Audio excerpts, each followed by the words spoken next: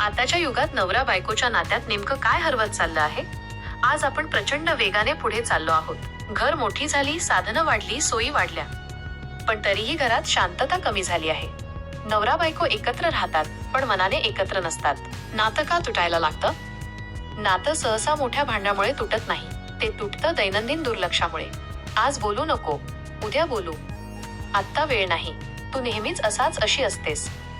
अशा शब्दांनी हळूहळू नात्याच्या मुळावर घाव बसतो. एकमेकांना ऐकून घ्यायचं थांबतं, समजून घ्यायचं थांबतं आणि मग सुरू होतो संशयाचा प्रवास. विश्वास का कमकुवत होतो? विश्वास म्हणजे फक्त नातं टिकवण्याचं साधन नाही, तो नात्याचा श्वास आहे. आज संशय लवकर येतो, कारण संवाद कमी झाला आहे. मोबाईलमध्ये पासवर्ड आहे, पण नात्यात पारदर्शकता नाही. जिथे प्रश्न विचारण्याऐवजी निष्कर्ष काढले जातात, तिथे नातं दुखावतं. प्रेम संपत नाही, ते गप्प होतं.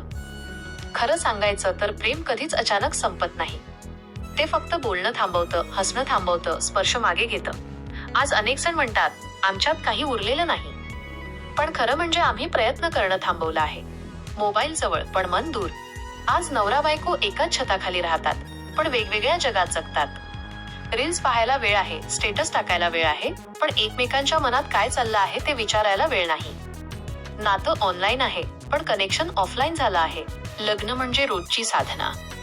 लग्न म्हणजे फक्त दोन लोकांचा करार नाही. ते रोज जपायचं नातं आहे. जिथे रोज थोडं समजून घ्यावं लागतं, थोडं माफ करावं लागतं आणि थोडं प्रेम व्यक्त करावं लागतं. कारण नाती परफेक्ट नसतात, ती प्रयत्नांनी सुंदर बनतात. पुढे काय? जर तुम्हालाही असं वाटत असेल की तुमचं नातं थोडंसं थकलं आहे, थोडंसं हरवलं आहे, तर काळजी करू नका. कारण प्रत्येक नात्याला पुन्हा मजबूत करता येतं. फक्त योग्य समज, योग्य संवाद आणि योग्य दिशा हवी असते.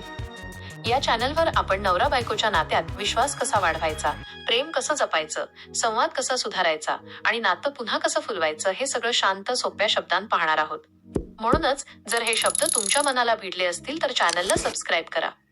कारण काही नाती सोडण्यासाठी नसतात, ती समजून घेण्यासाठी असतात.